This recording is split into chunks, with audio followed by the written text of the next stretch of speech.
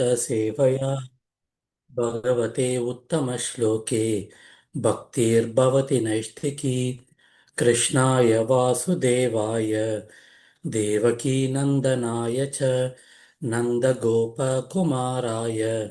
गोविन्दाय नमो नमः. So, Hare Krishna. Um, in the last, just to give a brief context and background before we proceed to today's shlokas. So, in the last chapter, which is the sixth chapter of the third canto, uh, Maitreya was explaining, he was in the talks between Vidura and Maitreya. So, Maitreya was explaining about the cosmic manifestation, about the creation of the universes. And after all the explanations have been done,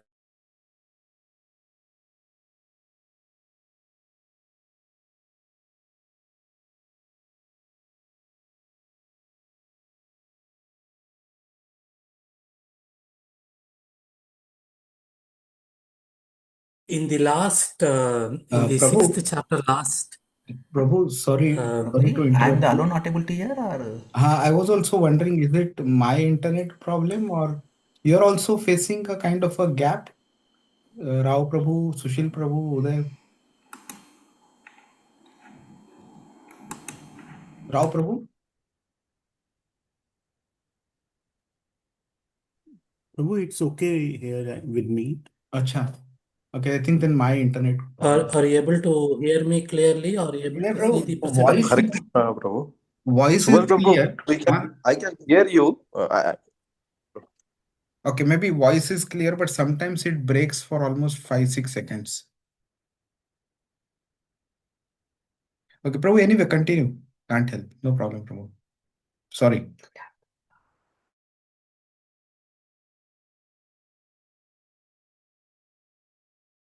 Baladeva Prabhu's voice is okay, Prabhu. It's normal. Okay, Prabhu. Thank you. So, is everyone able to see my screen now? Yes, Prabhuji. Okay, Hare Krishna. So, after explaining all the complete cosmic manifestation in the sixth chapter, then finally Maitreya says that if we see this last shloka of the sixth chapter,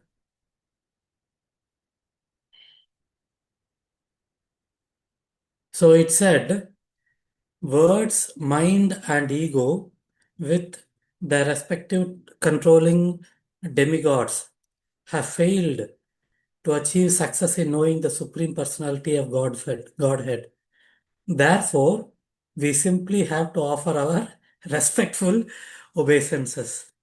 So, after explaining the complete cosmic manifestation, then finally he says that no need to worry about all these things. We need to just offer our obeisances. Then, after telling this, he is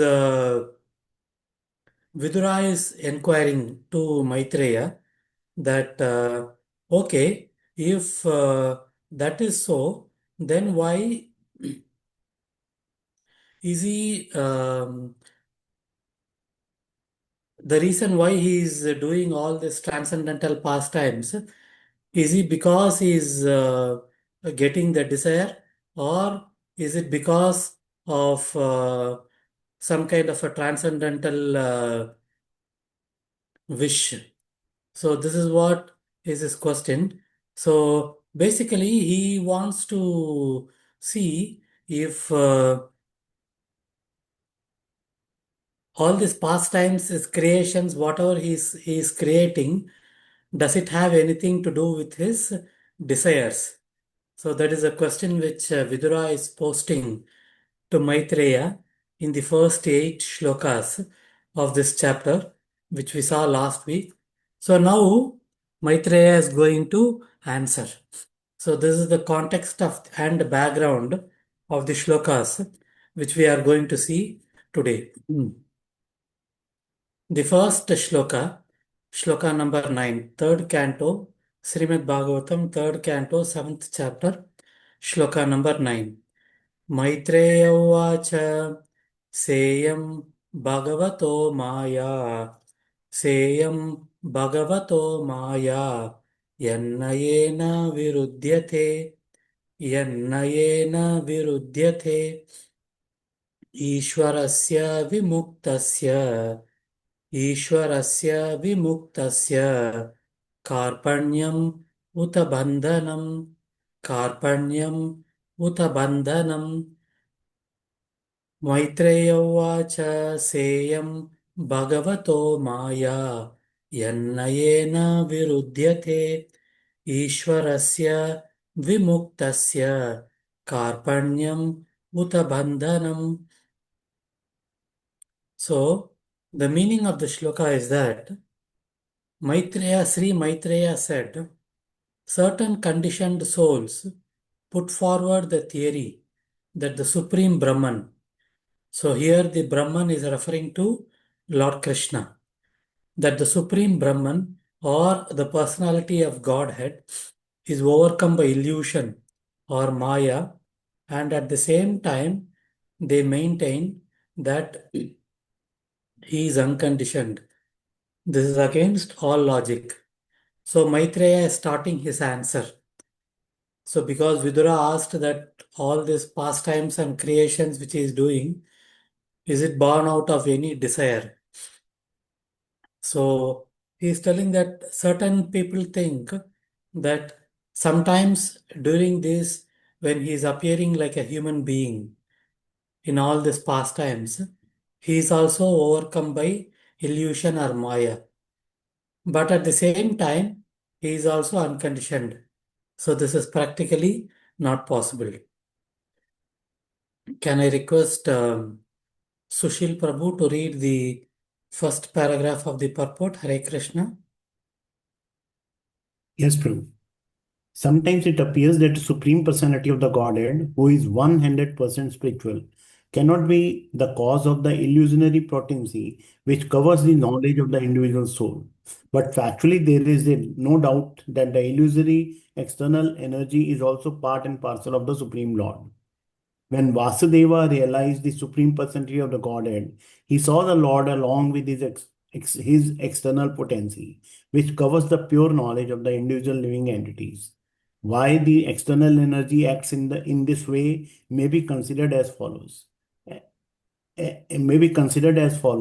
analyzed by great commentators like Vishwanath Chakravarti Thakur and Srila Jeev Goswami. Although the material illusionary energy is distinct from the spiritual energy, it is one of the many energies of the Lord, and thus the material modes of nature, the mode of goodness, etc., are surely quantities of the Lord, are surely qualities of the Lord.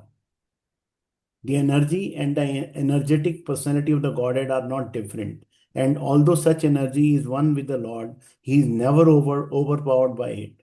Although the living entities are also parts and parcels of the Lord, they are overcome by the material energy. The inconceivable Yogam Ashwaram of the Lord, as mentioned in Bhagavad Gita 9.5, is misunderstood by the froggish philosophers in order to support a theory that Narayan, the Lord himself, becomes a Daridra Narayan, a poor man. They propose that the material energy overcomes the Supreme Lord. Srila Jiva Goswami and Srila Vishwanath Chakravarti Thakur, however, offer a very nice example in explanation. They say that although the sun is all light, the clouds, the darkness, and snowfall are all part and parcel of the sun. Without the sun, there is no possibility of the sky being overcast with clouds or darkness, nor can there be a snowfall on the earth. Although life is sustained by the sun, life is also distributed by darkness and snowfall produced by the sun. But it is also a fact that the sun itself is never overcome by darkness, clouds, or snowfall. The sun is far, far away from such disturbances. Only those who have a poor fund of knowledge say that the sun is covered by a cloud or by darkness. Similarly, the Supreme Brahman or the Par Brahman, the personality of the Godhead, is always unaffected by the influence of the material energy, although it is one of his energies. Parshya Shaktir Vivid Strute. Hare Krishna. Thank you, Prabhu. Parasya Shaktir Vividaiva Shruyate. So, there is a very nice analogy which has been put forward by Srila Prabhupada and very nicely explained that when there is a cloud, it is we who are not able to see the sun, and it is not that the sun is not present. So, like that, so the Lord is never covered by the, never affected by the material energy, though it is being emanated from Him. So, that is something which we need to always keep in mind. So, the next paragraph, can I request Uday Prabhu to read the next paragraph? Hare Krishna.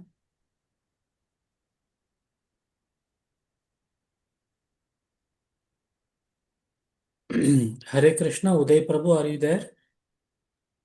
Yes, Prabhuji. Yes, Prabhuji. I So, should can I you read the second paragraph, Prabhu? Hare Krishna. Hare Krishna. There is no reason to assert that the supreme Brahman is overpowered by the illusionary energy. The clouds, darkness, and snowfall can cover only a very significant portion of the sun's rays. Similarly, the modes of material nature may react upon the ray-like living entities. It is the misfortune of the living entity, certainly not not without reasons, not without reason, that the influence of the material energy acts on his pure consciousness and eternal bliss. This covering up of pure consciousness and eternal bliss is due to uh, I, Aivaidya, I, Avidya Karma Samnya Avidya Karma Sunaj, the energy, Sanajna. Samaj, the energy which acts on the influential living entities who misuse their minute independence. According to Vishnu, Vishnu, Vishnu Puran, Bhagavad Gita, and all other Vedic literature, the living entities are generated from the uh, from the uh, Tatsad energy of the Lord, and thus they are always the energy of the Lord, and and thus thus they are always the energy of the Lord and are not the energetic. The living entities are like the sun's rays. Although, as explained above, they are there is no qualitative difference between the sun and its rays. The sun's rays are sometimes overpowered by another energy of the sun, namely by clouds or by snowfall. Similarly, although the living entities are qualitatively one with the superior energy of the Lord, they have the tendency in the overpowered tendency to be overpowered by the inferior material energy. In the Vedic hymns, it is said that the living entities are like the spark of a fire. The spark of the fire also are fire, but the burning potency of the sparks is different from that of the original fire. When the sparks fly out of touch with the original fire, they come under the influence of a uh, non of a non-fairy atmosphere. Thus, they maintain the potency to be again one with the fire as sparks, but not as the original fire. The sparks can eventually remain within the original fire as its parts and parcel, but the moment the sparks become separated from the original fire, they are misfortune, and uh, miseries begin. The clear conclusion is that the Supreme Lord, who is the original fire, is never overpowered by the inferior, uh, by the infinitesimal spark of the fire can become overpowered by the illusionary effect of Maya. It is most, it is most, uh, sorry, Ludicrous. ludicrous argument to say that the Supreme Lord is overpowered by his own material energy. The Lord is the master of the material energy, but the living entities are in the conditioned state, controlled by the material energy. That is the version of Bhagavad Gita. The froggish philosophers who put forward the argument that the Supreme Lord is overpowered by the material mode of goodness are themselves illusioned by the same material energy. Although they think of themselves as liberated souls, they support their argument by a false and uh, laborious jugglery of words, which is a gift of the same illusionary energy of the Lord. But the poor froggish philosophers, due to a false sense of knowledge, cannot understand the situation. Jai Srila Prabhupada, Hare Krishna. Sorry, sir, I forgot to wear my specs, so I was not able to see properly. No problem. Hare Krishna. Thank you, Prabhu. So, it's a very nice analogy given by Srila Prabhupada that by explaining the difference between the living entities and the Supreme Lord, Srila Prabhupada is explaining how Lord Krishna is never overcome by the material energy or the illusion or the Maya. So the example of fire and spark was very nice. So as long as it is within the fire, all the sparks have the qualities, but the moment it comes out and it comes out of the fire, it's only a matter of few seconds or minutes or whatever it is before the spark is extinguished. Similarly, the living entities, they, though they are part and parcels of the Supreme Lord, the moment they come into this material world, they are covered under the material energy, but it does not mean that the Lord is covered under the material energy. Just because the spark is extinguished, we can never tell that the fire is extinguished. So yeah, it's by a very nice analogy.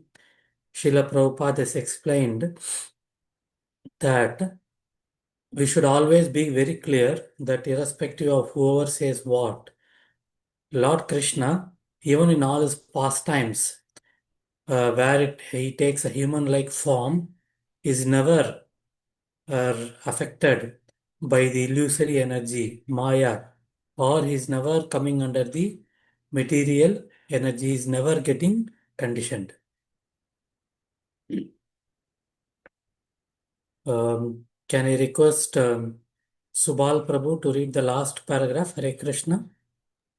Sure, Prabhu. In the 6th canto, 9th chapter, 34th verse of the Srimad Bhagavatam, it is stated, Duravabodha iva तवायम विहार योगो यद आशरणो शरीर इदम अनवेक्षिता तास्मत् समवाय आत्मनैव विक्रियमानेन सगुणम अगुणः सृजसि पासि हरसि. Thus, the demigods prayed to the Supreme Lord that although his activities are very difficult to understand, they can still be understood to some extent by those who sincerely engage in the transcendental loving service of the Lord. The demigods admitted that although the Lord is apart from the material influence of creation, he nevertheless creates, maintains, and annihilates the complete cosmic manifestation by the agency of the demigods. Hare Krishna.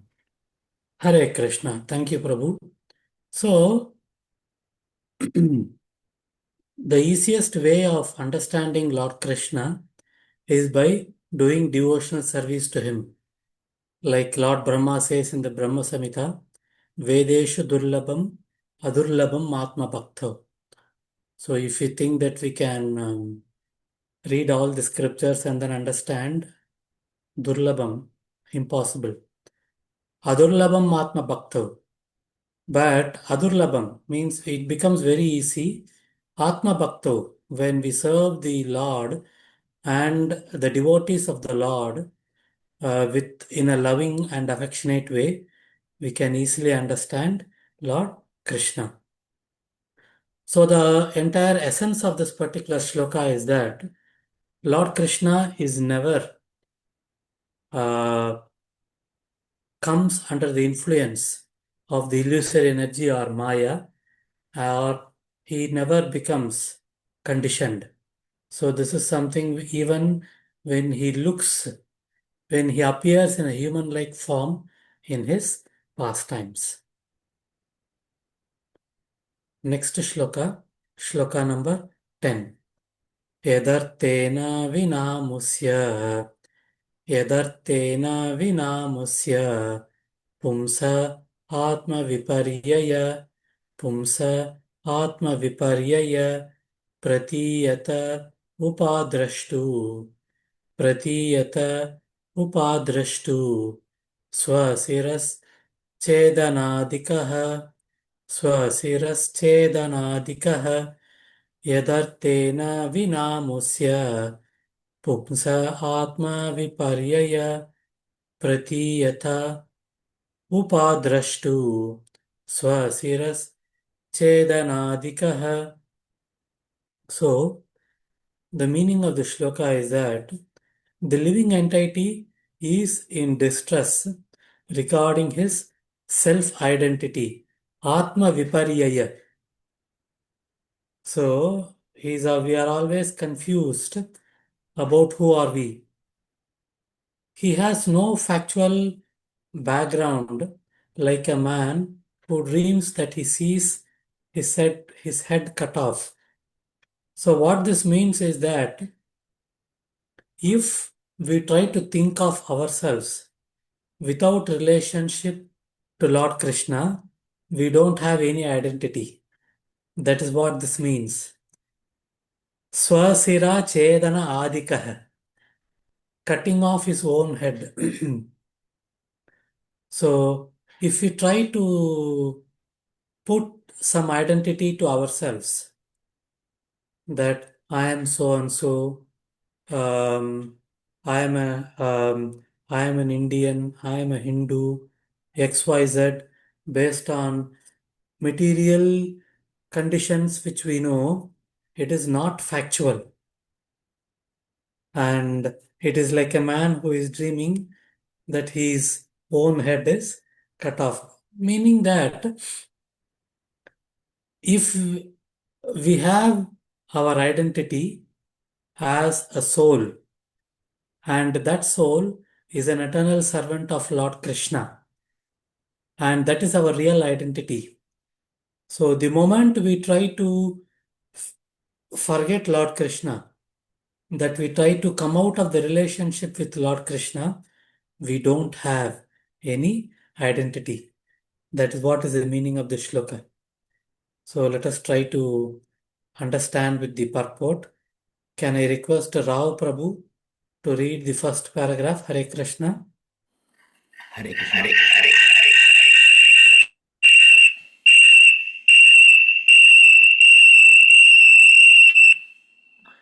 Hare Krishna.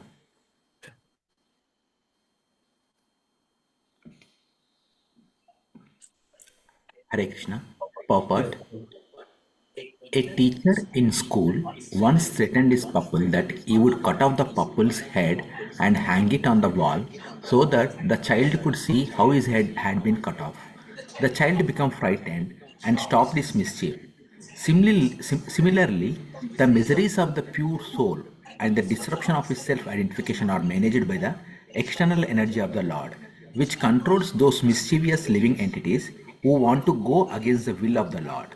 Actually, there is no bondage or misery for the living entity, nor does he ever lose his pure knowledge. In his pure consciousness, when he thinks a little seriously about his position, he can understand that he is eternally subordinate to the mercy of the Supreme and that his attempt to become one with the Supreme Lord is a false illusion. Life after life, the living entity falsely tries to lord it over material nature and become the lord of the material world. But there is no tangible result.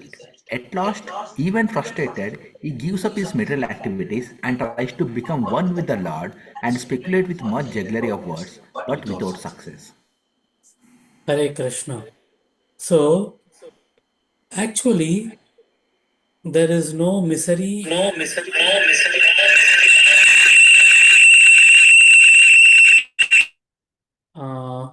Okay. So, very nicely, Srila Prabhupada tells, if you can see this highlight, this is a very nice line in the purport. Actually, there is no bondage or misery for the living entity. Whatever we are feeling is because of our conditioning, because of our soul becoming embodied in this body. So, that is the reason that we try to, because of our conditioning, we try to do whatever is required just to sustain this material body.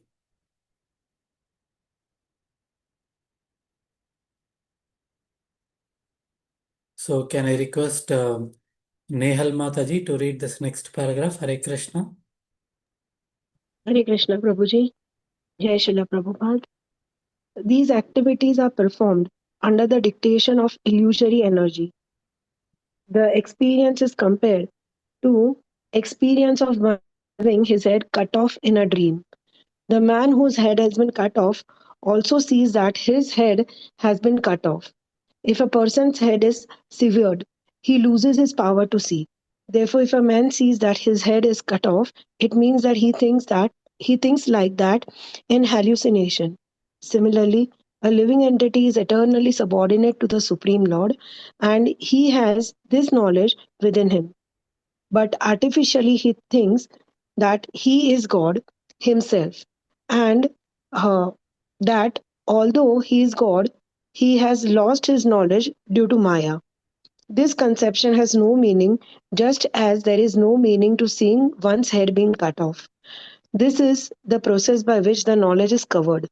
And because this artificial rebellious condition of the living entity gives him all troubles, it is to be understood that he should take to his normal life as a devotee of Lord, and he relieved from the misconception of being the God. The so-called liberation of thinking oneself God is that last reaction of avidya by which the living entity is entrapped.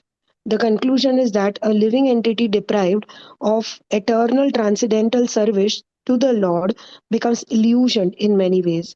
Even in his conditioned life, he is the eternal servant of Lord. His servitude under the spell of illusory Maya is also a manifestation of his external condition of service. Eternal condition of service. Because he has rebelled against the service of Lord, he is therefore put in the service of Maya. He is still serving, but in a perverted manner. When he wants to get out of service under material bondage, He next desires to become one with the Lord. This is another illusion. The best course, therefore, is to surrender unto the Lord and thus get rid of the illusory Maya for good, as confirmed in Bhagavad Gita 7.14. Hare Krishna. Thank you, Mataji. So, very nicely, um Srila Prabhupada is explaining that even though we think that we are um, we are doing XYZ, we are still serving the Lord, but we are serving indirectly. That is the only thing. When we become a devotee of the Lord, we are serving the Lord directly. The Lord, His devotees, we are serving Him directly. So when we are not accepting that the supremacy of Lord Krishna, and when we want to enjoy ourselves, that time also we are serving. Only thing is that we are serving indirectly. We are serving in a perverted way. Way means that kind of a way which does not give any positive result. We are serving someone, we are serving our boss in office, we are serving so many people who are all conditioned souls who cannot give any kind of progress to us, any kind of spiritual progress to us. And that is because why we think that we are enjoying, because it is covered by Maya. And that is what how we can get out of Maya, that is by surrendering to Him, surrendering to Lord Krishna. And that is a shloka which is told here: Daivi Isha Gunamayi Mama Maya Duratyaya Mameva Ye Prapadyante Maya Metam Tarantite. Daivi Isha Gunamayi. So Maya is also an energy of the of Lord Krishna. Mama Maya Duratyaya. So it is very difficult to overcome. Mamevaye prapadyante. But if we surrender to Lord Krishna, Mayam yetam tarantite, we can easily overcome. So the meaning of this particular shloka is that we should always keep in mind that we are part and parcels of Lord Krishna, and our position is to serve Him. We should always remember the knife in the hands of the surgeon example, so that we are always instruments. Whatever we are able to do, it is because we are instruments in the hands of Lord Krishna. Let us go to the next shloka, shloka number 11. Yata jale chandramasa, yata jale chandramasa, Kampadis tatkrito gunaha, Kampadis tatkrito gunaha, Drishyate sanapi drashtur, Drishyate sanapi drashtur, Atmano natmano gunaha, Atmano natmano gunaha, Yata jale chandramasa, Kampadis gunaha drishyate sanapi drashtur atmana anatmana gunaha atmana anatmana. So atma means of the self, anatmana means of other than the self. So the meaning of the shloka is that as the moon reflected on water appears to the seer to tremble due to being associated with the quality of the water, so the self associated with matter appears to be qualified as matter. Atmana, anatmana gunaha. So we are all atmas, souls, spirit souls. Anatmanaha. So, but we think of ourselves as material. And why we are thinking of that? Because of being associated with that. So we think that the quality of the matter has been transferred to the soul also. And the example given is the reflection of the moon on the water. So when the moon is reflected on the water, when the water moves, the moon also appears to move. Moon also appears to shake, not move, shake. We all know that it is not the reality, it is only a reflection. Similarly, the soul is never material, it is always spiritual. But because it is being embodied with it is being inside our body, we think that it also has acquired the material quality of the body. So again, there's a very nice purport. Can I request Amrit Madhav Prabhu to read the purport? Hare Krishna. Dadatnam Prabhuji. Hare Krishna. Purport by His Divine Grace, A.C. Bhaktivedanta Swami Srila Prabhupada ki Jai. The Supreme Soul, the personality of Godhead, is compared to the moon in the sky, and the living entities are compared to the reflection of the moon on water. The moon in the sky is fixed and does not appear to quiver like the moon on the water.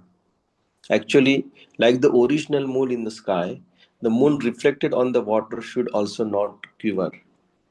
But because of being associated with water, the reflection appears to be quivering, although in actual fact the moon is fixed. The water moves, but the moon does not move. Similarly, the living entities appear to be tainted by material qualities like illusion, lamentation, and miseries.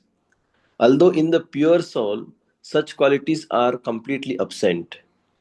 The word pratiyate, which means apparently and not actually, like the experience of having one's head cut off in a dream, is significant here. The reflection of the moon on the water is the separated rays of the moon and not the actual moon. The separated parts and parcel of the Lord, entangled in the water of material existence, have the quivering qualities, whereas the Lord is like the actual moon in the sky, which is not at all in touch with water. The light of the sun and moon reflected on matter makes the matter bright and praiseworthy. The living symptoms are compared to the light of the sun and the moon, illuminating material manifestations like trees and mountains.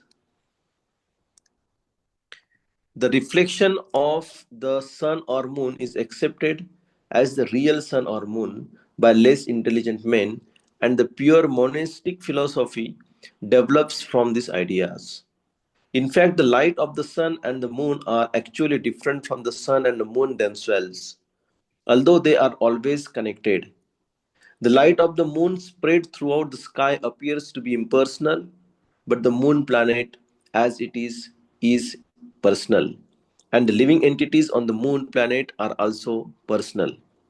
In the rays of the moon, different material entities appear to be comparatively more or less important.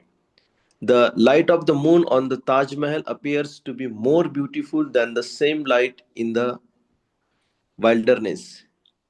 Although the light of the moon is the same everywhere, due to being differently appreciated, it appears different. Similarly, the light of the Lord is equally distributed everywhere, but due to being differently received, it appears to be different.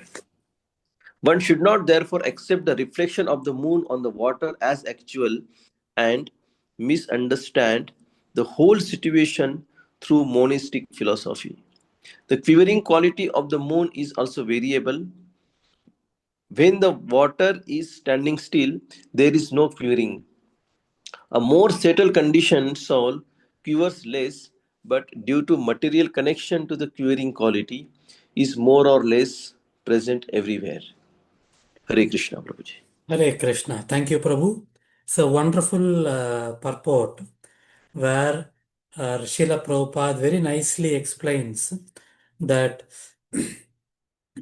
he is expanding on the analogy which is there in the shloka, that the what we see as quivering, what we see as shaking in the water is not the moon, but it is a reflection of the moon, which is nothing but the rays of the moon. Similarly, the problems which we are going through in this life, if you see this particular line in the purport, the illusion, lamentation, and miseries have nothing to do with the soul. It is actually to do with the body. So Srila Prabhupada is telling this, that to explain to us that whenever we are down, whenever we are in depression, or whenever we have any problems, we should understand that these problems are material and it is not connected to the soul. So that we distinguish between the body and the soul as much as possible. We are also human beings and we get our ups and downs. It is not always, we do get affected by that. In those times, we need to remember that these miseries or lamentation or whatever it is, they are not connected to the soul. They are basically temporary because they are connected to the material body. And again, that we should never, the way, and this also, the light of the moon, when it is on the Taj Mahal, it appears to be more beautiful than the same light in the wilderness. So the Lord is the same. The rays of the moon are the same, but depending on which object it falls, it appears either beautiful or not beautiful. So we need to understand that the difference is in our vision and not the Lord Himself.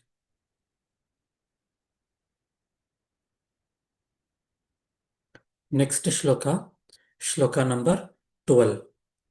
Savai nivriti dharmena, savai nivriti dharmena, vasudevanukampaya, vasudevanukampaya, bhagavat bhakti yogena, bhagavat bhakti yogena, tirodatte sanairiha, tirodatte sanairiha, savai nivriti dharmena, vasudevanukampaya, bhagavat bhakti yogena, tirodatte sanairiha.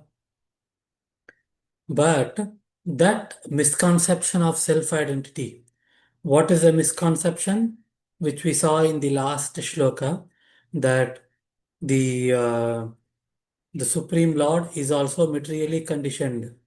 That misconception, no, the misconception of self-identity, sorry, that we are not the soul, but we are the body. We are the material energy, the misconception that the material energy is affecting the soul. That is a misconception. So that misconception of self-identity can be diminished gradually by the mercy of the personality of Godhead Vasudeva. Vasudeva Anukampaya. That's the word which is being used in the shloka. Vasudeva Anukampaya. Anukampa means mercy. So, but that misconception of self-identity can be diminished gradually by the mercy of the personality of Godhead Vasudeva through the process of devotional service to the Lord in the mode of detachment. Bhakti yogena tirodate. So this misconception will gradually reduce. Tirodate means reducing. How it will reduce? Bhakti yogena, by doing devotional service to the Lord. So this devotional service, what is the bhava in which it has to be done? Can we do devotional service expecting some results, expecting some benefits? No. It is said it is in the first in the first words, Savai Nivritti Dharmena. So if you see that, Savai Nivritti Dharmena. So the engagement, Dharmena here in this particular shloka is referring to engagement. So how we should engage? We should engage in the mode of detachment. So this devotional service should be done in the mode of detachment without expecting any kind of benefits, just for the pleasure of Lord. So the meaning of the shloka says that misconception of self-identity. What is the misconception? That the soul is also getting affected by the material condition. So that misconception can be diminished gradually, which means can be cleared by the mercy of the personality of Godhead Vasudeva, Vasudeva Anukampaya. When will Lord show mercy? Through the process of devotional service, Bhakti Yogena Tirodate, in the mode of detachment. So when we do devotional service in the mode of detachment, Lord Krishna will show mercy, and by this mercy, our illusion can be overcome. Can I request Sushil Prabhu to read the purport? Hare Krishna. Yes, Prabhu. The curing quality of material existence, which comes from identification with matter or from thinking oneself under the material influence of philosophical speculation to be God, can be eradicated by devotional service to the Lord by the mercy of the personality of the Godhead Vasudeva. As discussed in the first canto, because the application of devotional service to Lord Vasudeva invites pure knowledge, it quickly detaches one from the material conception of life and thus revives one's normal condition of spiritual existence, even in this life, and frees one from the material minds which cause one to queer. Only knowledge in devotional service can elevate one towards the path of liberation. The development of knowledge for the purpose of knowing everything without rendering devotional service is considered fruitless labor, and one cannot get the desired result by such labor of love. Lord Vasudev is pleased by devotional service only, and thus his mercy is realized by association with pure devotees of the Lord. Pure devotees of the Lord are transcendental to all material desires, including the desire for the results of the fruitive activities and philosophical speculation. If one wants to acquire the mercy of the Lord, he has to associate with pure devotees. Such association alone can, by degrees, release one from the queering elements. Hare Krishna. Thank Hare you, Prabhu. So, if we want to overcome the illusion, we have to do devotional service, and this devotional service has to be done in the association of devotees. And when we do that, our illusion will become removed gradually. And how it is getting removed? Because when we do devotional service, the Lord gives us knowledge. And based on this knowledge, we will get detachment. And once this detachment comes, we will realize we will overcome this illusion. The only thing is, we should always remember that the knowledge which is given by Lord Krishna, the jnana, which is given by Lord Krishna, we should use it in the service of the Lord. If we just get knowledge for the purpose of inquisitiveness and not use it in the devotional service, it is of no use. It is considered fruitless labor, and one cannot get the desired love of Lord. The development of this is a very nice line. The development of knowledge for the purpose of knowing everything. So, for example, reading Bhagavad Gita or Srimad Bhagavatam just to know about the Battle of Kurukshetra, or just to know about what is that, a few pastimes of Lord Krishna. without rendering devotional service is considered fruitless labor. Shramayevaihi kevalam. So, this is, and one cannot get the desired result by such labor of love. So, the the purpose of reading Bhagavad Gita or the purpose of reading Srimad Bhagavatam in the association of devotees, like what we are doing now, is to get the knowledge, and because of the knowledge, to get the detachment and use that knowledge to serve the devotees. And if you just accumulate knowledge without rendering any devotional service, it is of no use.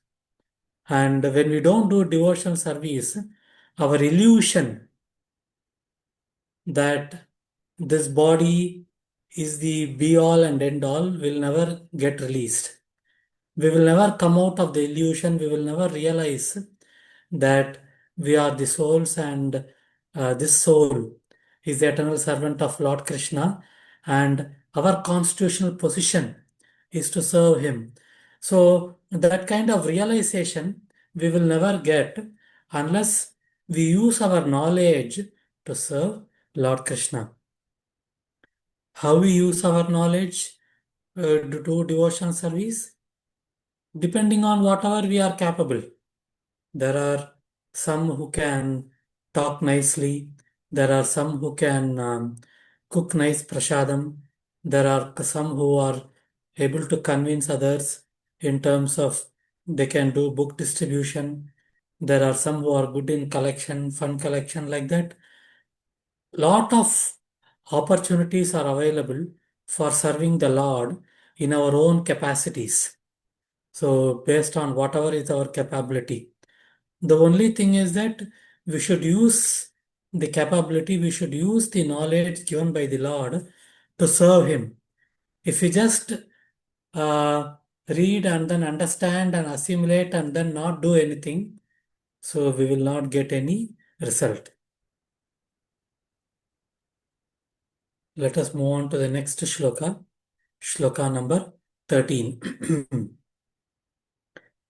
यदेन्द्रियो परमोऽथ यदेन्द्रियो परमो अथ द्रष्ट्रात्मनि परे हरौ द्रष्ट्रात्मनि परे हरौ विलीयन्ते तदा क्लेशा विलीयन्ते तदा क्लेशा संसुप्तस्येव कृत्स्नसः संसुप्तस्येव कृत्स्नसः यदेन्द्रिय यदेन्द्रियो परमो अतः द्रष्ट्रात्मनि परे हरौ विलीयते तदा क्लेशा संसुप्तस्येव कृत्स्नसः. The meaning of the shloka is that when the senses are satisfied in the seer, which is the super soul, the personality of Godhead, and merge in him, all miseries are completely vanquished as after a sound sleep. So, what this means is that when the senses are satisfied in the seer super soul, drashtratmani pare harav, yada indriya, when the senses, uparama, satiated, drashtratmani pare harav viliyante, which means becomes merged in the Supreme Personality of Godhead. So what it means? So it means that we desire only to serve the Supreme Lord. We don't have any desires. Our senses are used only in the service of the Supreme Lord. That is what this merging means. So then what happens? Klesha samsuptasya kritsna tada klesha samsuptasya kritsnasaha. So when we wake up after a sound sleep, so all that tiredness goes away. Similarly, when our senses are completely dovetailed to serve the Lord, which means with our eyes, we want to see only the form of Lord Krishna. With our ears, we want to only hear the glories of Lord Krishna. With our mouth, we only want to accept Krishna Prasadam and talk about Lord Krishna. With our nose, we only want to smell the flowers and tulasi which are offered to Lord Krishna. And with our hands, we want to serve Lord Krishna with our hands and legs. So, in this way, if we use all our senses in the service of the Lord, what happens? All our miseries are completely vanquished. So, can I request Uday Prabhu to read the purport? Hare Krishna. Yes, Prabhuji. Hare Krishna, Jai Srila Prabhupada.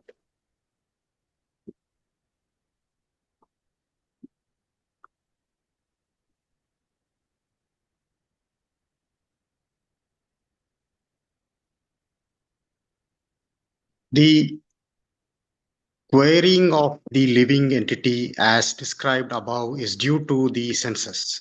Since the entire material existence is meant for sense gratification, the senses are the medium of material activities and they cause the querying of the steady soul. Therefore, these senses are to be detached from all such material activities. According to the impersonalists, the senses are stopped from work by merging the soul in the super soul Brahman.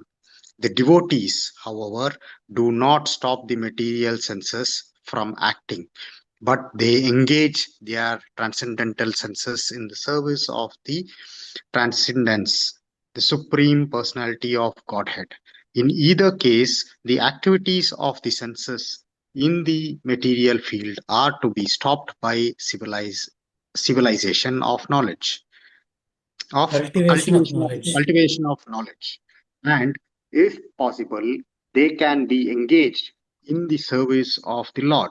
The senses are transcendental in nature, but their activities become polluted when contaminated by nature, by matter.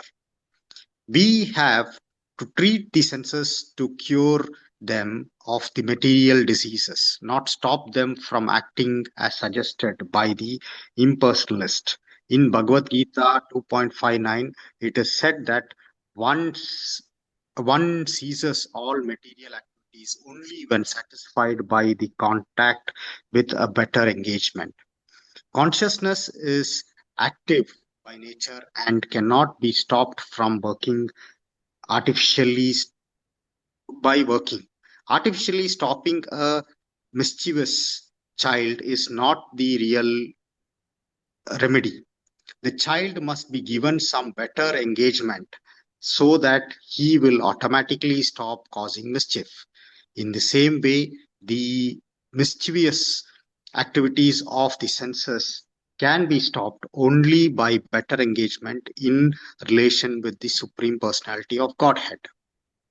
When the eyes are engaged in seeing the beautiful form of the Lord, the tongue engaged in tasting prasada or remnant of foodstuff offered to the Lord, the ears are engaged in hearing His glories, the hands engaged in cleaning the temple of the tem- cleaning temple of the Lord, the legs engaged in visiting his temples, or when all the senses are engaged in uh, transcendental, very greatness, then only can the transcendental senses become sat- stated stated and eternally free from material engagement.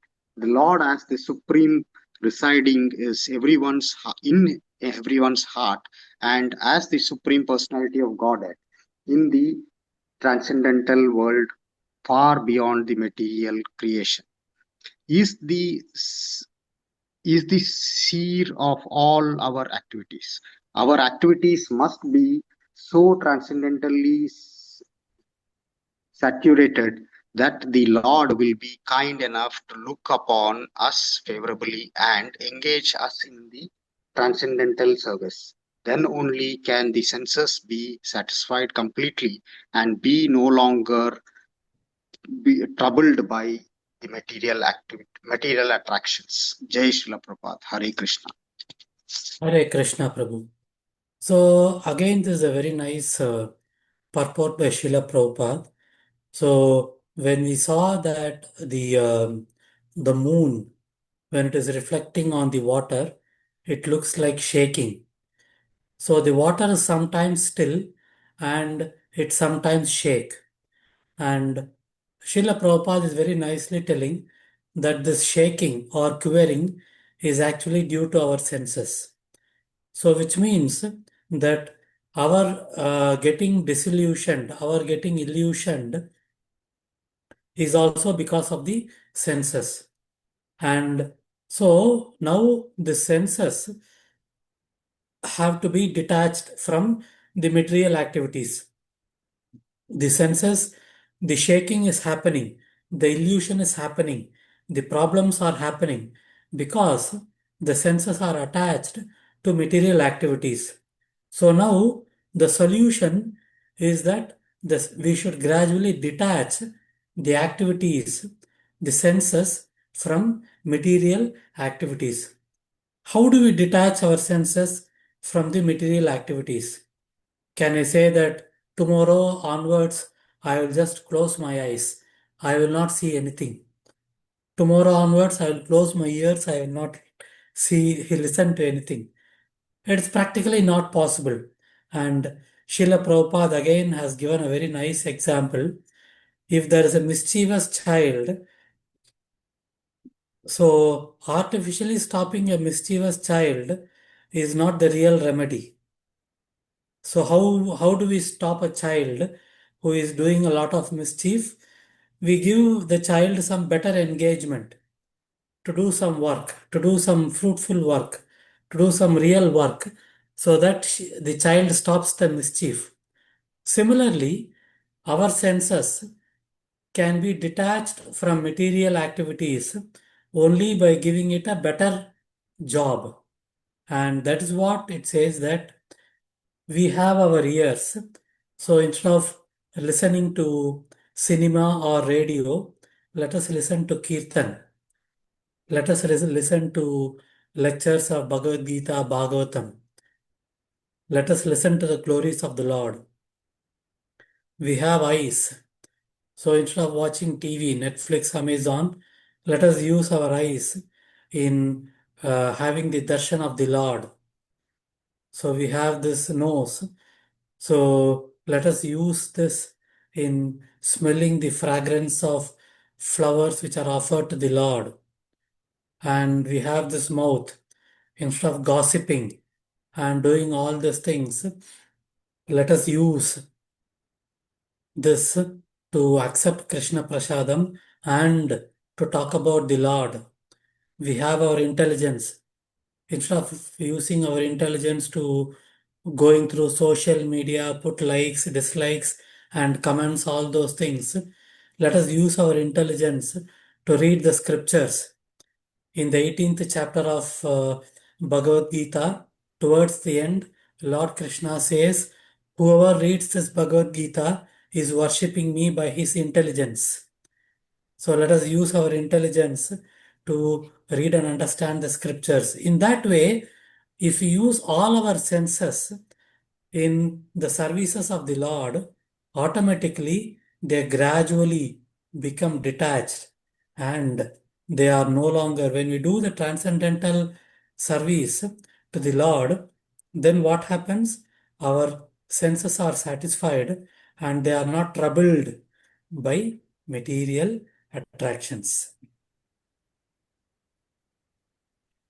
Prabhu, Let us one go into the next shloka. Shloka number 14.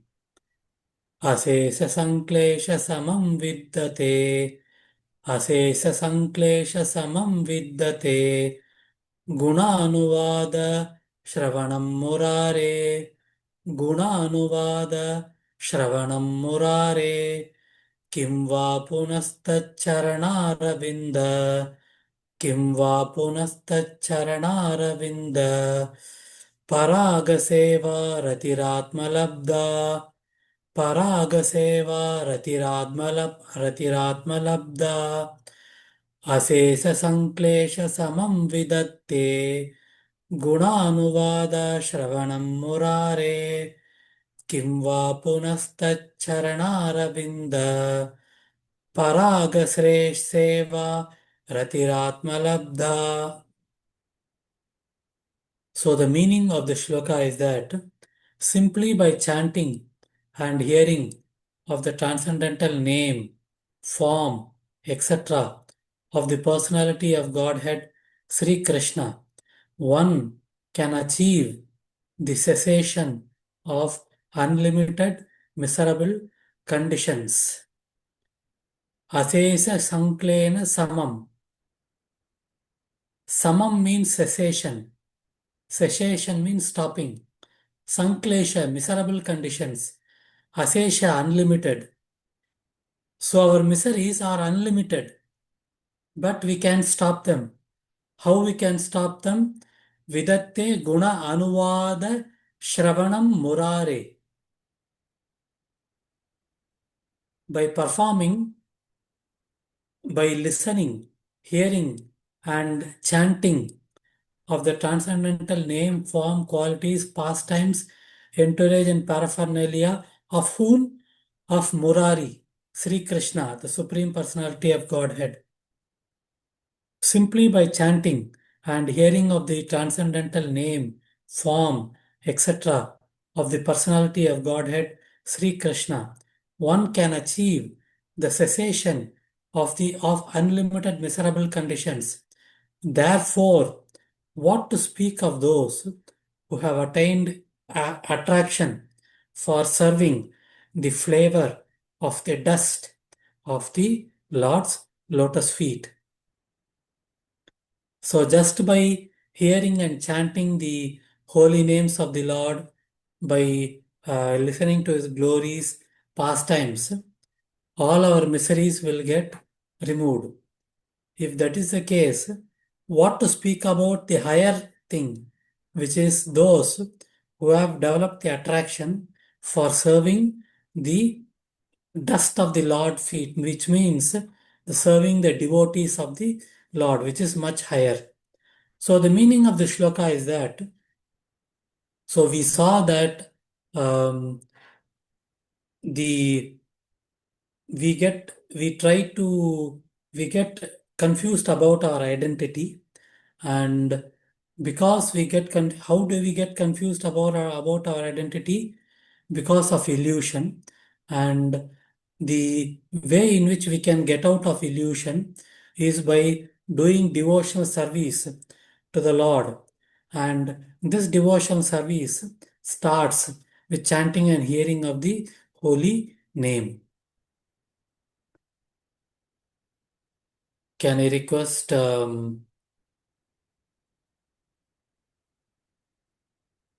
Rao Prabhu to read the purport? Hare Krishna. Hare Krishna. Two different methods for controlling the material senses are recommended in the Vedic scriptural wisdom. One of them is the process of jnana, or the path of philosophical understanding of the Supreme, Brahma, Paramatma, and Bhagavan. The other is that the direct engagement in the transcendental loving devotional service of the Lord. Of these two most popular methods, the path of devotional service is recommended here as the best because one on the path of devotional service does not have to wait for the attainment of the fruitive results of pious activities or for the results of knowledge. The two stages of executing devotional service are first, the stage of practicing devotional service with our present senses under the regulations of the recognized scriptures, and the second, attaining sincere attachment for serving the particles of the dust of the lotus feet of the Lord.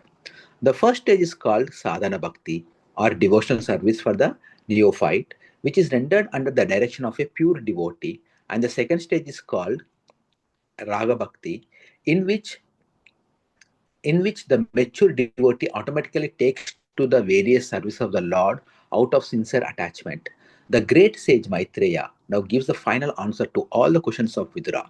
Devotional service to the Lord is the ultimate means to mitigate all the miserable conditions of material existence.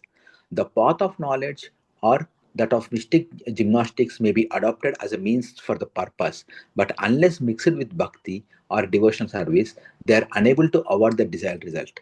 By practicing sadhana bhakti, one may gradually rise to the point of raga bhakti, and by performing raga bhakti in loving transcendental service, one can even control the supreme powerful rod.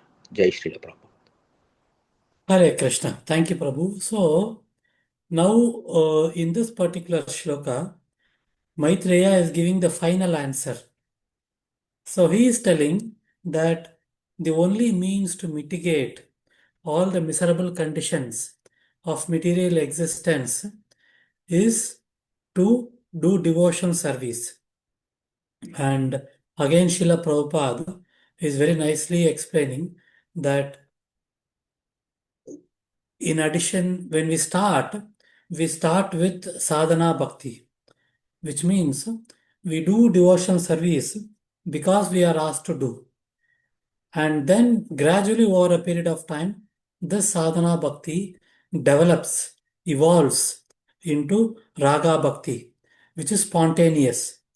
So this is a difference between a child going to school and a mother, which is who is serving her children. A child going to school, or for in that case, we going to office. Are we doing it spontaneously? We are doing it because we don't have any other choice. Child goes to school because otherwise the parents will not allow them to stay at home. We go to office because we have to earn. It is not that we like our office very much. So that is, in simple terms, sadhana bhakti is the initial stage where we do devotional service um, based on instructions. But over a period of time, we develop the taste and it becomes raga bhakti. And when we do raga bhakti in loving devotional service, so that's the reason why Srila Prabhupada always emphasizes that our devotional service should be loving. It should never be done out of lamentation. Whatever seva, whatever service we get, we should do it with love and affection. It should never be done out of lamentation. Oh, today I've been asked to do this particular, I've been asked to get up early and then recite the Sikshashtakam for the Mangalarti. I thought today is a weekend, I will sleep up to 9 o'clock. I am given this seva of making 50 puris. 50 puris will take 3 hours. I will lose my afternoon sleep. So like that, when we give seva, we should never do it in the mode of lamentation. We should do it with loving. So loving devotional service, when we do, we will get the real detachment and all our miseries will end. Next shloka, shloka number 15. So now from shloka number 9 till 14, Maitreya has given the instructions. So he started with telling that we get confused about our identity. Then he told that we should, by giving the example of the spark and the fire, Maitreya explained that Srila Prabhupada also in his purport, it is explained that we have our identity only when we are in relationship with Lord Krishna. The moment we forget that relationship, we lose our identity. Then he continues to go and tell that people, if somebody thinks that the reflection of the moon on the water is shaking, and because the reflection of the moon on the water is shaking, the moon itself is shaking, we know that those persons are not intelligent. Similarly, The Lord Krishna, is never affected by illusion. He is never conditioned by material nature, even though he takes a human-like forms. We need to be very clear of that. And then he comes and talks about our illusion, that we should never uh, the we should never think that the material nature affects the um, affects our soul. So again, the very nice explanations was given that if we think that if we see a dream in our head is cut, it is practically not possible because we don't get a dream. If our head is not there, we cannot see. And again, using the example of the moonlight. So the moonlight, if it is on the Taj Mahal, it looks better, beautiful. But if it is in a different place, it doesn't look so beautiful. But the moonlight is the same. It is just the association. Similarly, our soul is the same. Whatever happens is happening to our materially, is happening to our body and not the soul. So this we need to in keep at all times. How do we develop this detachment? We develop this detachment by doing devotional service doing loving devotional service to Lord Krishna. And finally, all our miseries we can overcome only by doing loving devotional service. So this is what Maitreya Muni has told in shloka number 9 to 14. So now Vidura is going to respond. Shloka number 15.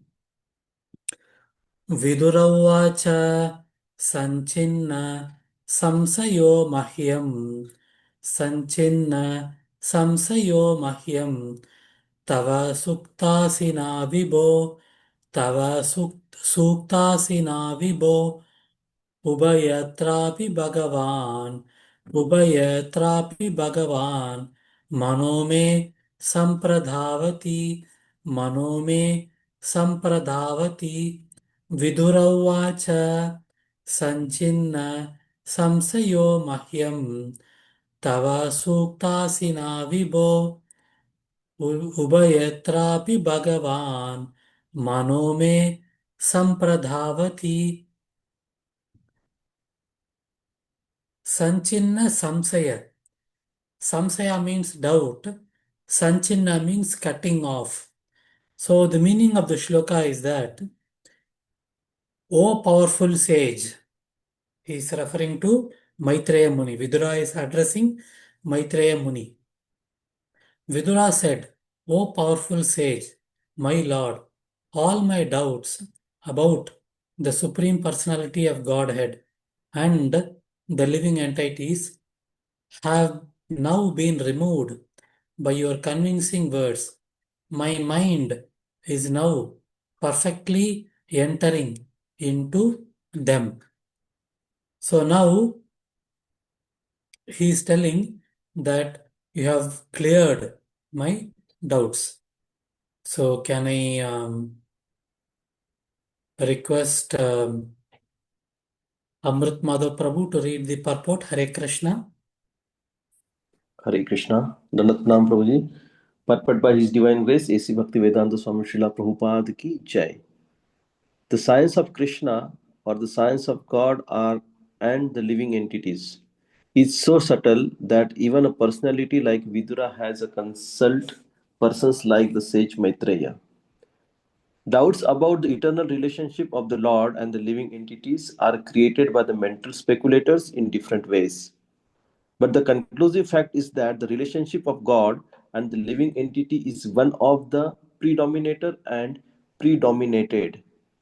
The Lord is the eternal predominator and the living entities are the eternally predominated. Real knowledge of this relationship entails reviving the lost consciousness to this standard, and the process for such revival is devotional service to the Lord.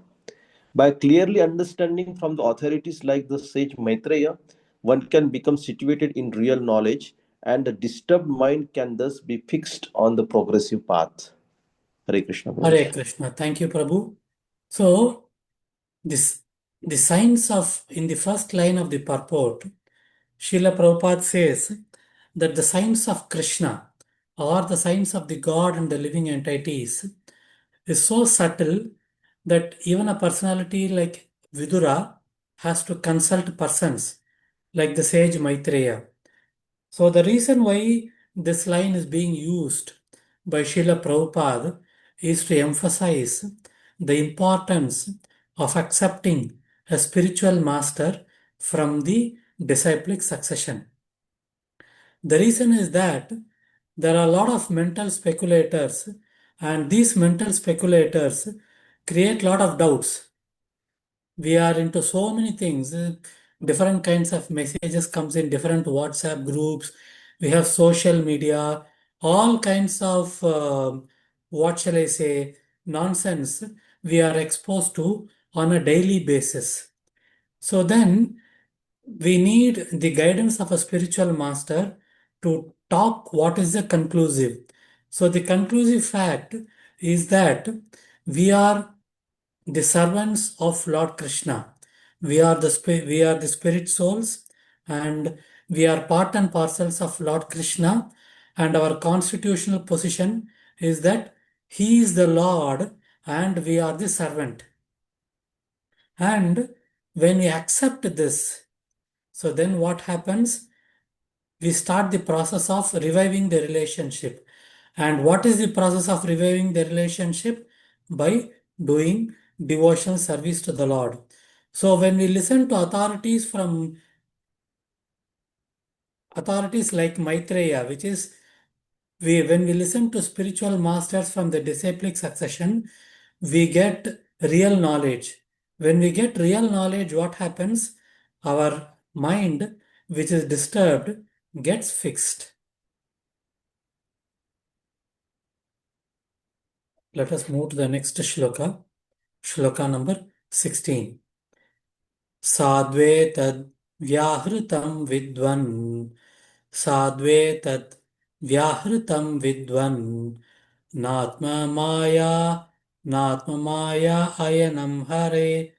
Natma maya ayanam hare. Abati apartam nirmulam. Abati apartam nirmulam. Vishwamulam na yadbahi. Vishwamulam na yadbahi. Swasadvyetadvyahritam vidvan. Natma mayaya ma nat na atma maya ayanam hare. Abati apartam nirmulam. Vishwamulam na yadbahi. So the meaning of the shloka is that Vidura is telling, O learned sage, your explanations are very good, as they should be. Disturbances to the conditioned soul have no other basis other than the movement of the external energy of the Lord. So, external energy is basically Maya. So, whatever disturbances are there to the conditioned soul, they are nothing but the created by Maya. Why it is created by Maya? To test our commitment to Lord Krishna, so that even when we are having so many distractions and disturbances, we stay fixed in the service of Lord Krishna. So there is a small purport. Can I request Subal Prabhu to read the purport? Hare Krishna. Yes, Prabhu. Purport by His Divine Grace A.C. Bhaktivedanta Swami Srila Prabhupada, Jai Srila Prabhupada. A living entity's unlawful desire to become one with the Lord in every respect is the root cause of the entire material manifestation.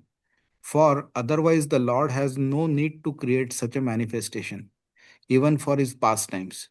The conditioned soul, under the spell of the external energy of the Lord, falsely suffers many unfortunate incidents in material life. The Lord is the predominator of the external energy, Maya, whereas the living entity is predominated by the same Maya under the material condition. The false attempt of the living entity to occupy the predominating post of the Lord is the cause of his material bondage, and the conditioned soul's attempt to become one with the Lord is the last snare of Maya. Hare Krishna. Hare Krishna. Thank you, Prabhu.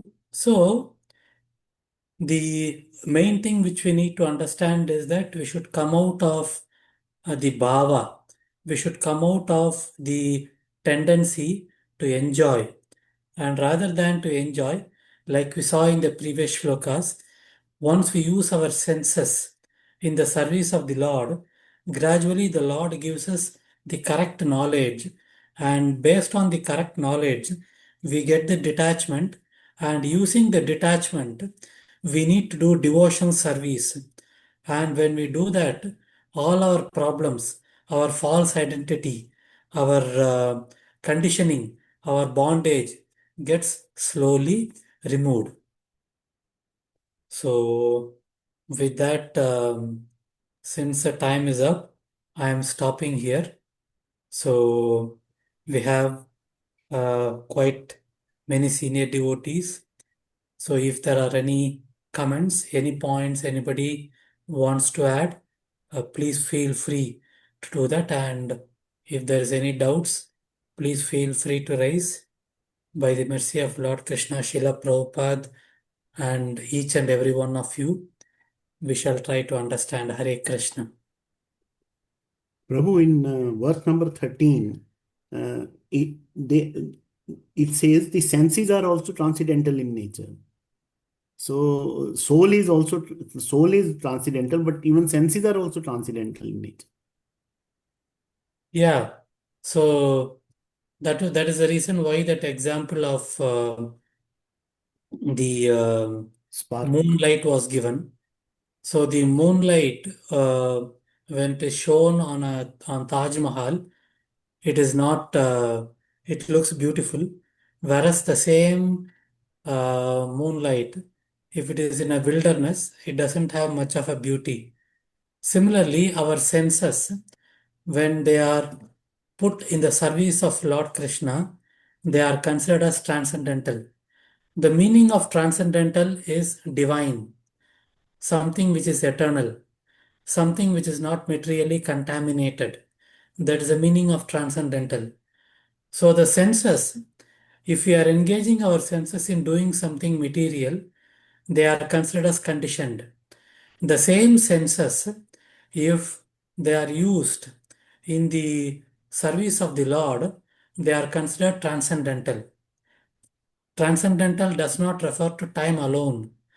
Transcendental also refers to doing those activities which are divine, also refers to those where we don't want the results, also refers to those which are for the pleasure of Lord Krishna. So that is transcendental in that particular context.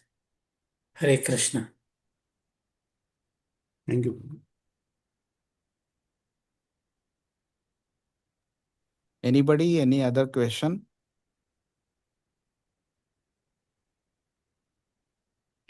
Doesn't look Hare like. Krishna. Thank you once again Thank to you so all the much, Prabhu. devotees. And thanks to Subal Prabhu for giving me this opportunity. Granthra Srimad Bhagavatam ki jai, Srila Jai. Prabhupada ki jai. Let's pray, let's chant Vaishnav Pranam mantra. Vancha kalpatarubhyascha kripa Yes. sindhubhya Vasindhu patitanam pavanebhyo Patitanam Pavanebhyo Vaishnavebhyo namo Vaishnavebhyo namah. Namo Namaha. Ananta Koti Ananta Vaishnavrinda Koti ki jai, Srila Vaishnavrinda ki Prabhupada jai, ki Srila jai. Prabhupada ki jai. Thank you very much again, Prabhu. Hare Krishna. Hare Krishna. Thank you.